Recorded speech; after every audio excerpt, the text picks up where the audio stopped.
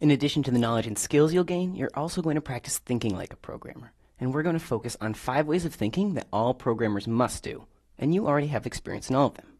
The first is procedural thinking, and this involves taking a big problem and breaking the solution into a set of steps. 1, 2, 3. The next way of thinking is called abstract thinking. And if you couldn't do abstract thinking, you may know that if someone gave you one apple and then another, you'd have 2. But if someone asked you what happened when they gave you one orange and then another orange, you might have no idea. But because you do have an understanding of the abstract idea of numbers, you know that you have 2 oranges. But even more importantly, you know the abstract idea that 1 plus 1 is 2.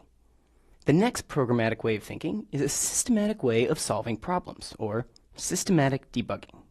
Because even the best programmers make mistakes, and this is the skill where they systematically identify problems, or potential problems, and then track down potential causes until they find the problem and fix it. The fourth mental technique is called technological empathy, and it involves understanding how the computer sees things. And you've already started developing this. Now, when you see text like this, you can start to think about it the way a computer would. You may already be thinking that the is should be bold. The fifth technique that we're going to keep coming back to is called systems thinking. This may sound a little intimidating, but basically this just involves taking one big idea, like what does it mean to think like a programmer, and break it down into its component pieces. Because we're going to keep coming back to these 5 ways of thinking, next you'll see a text summary of all of them. You can just skim it for now. I'll link back to it as appropriate.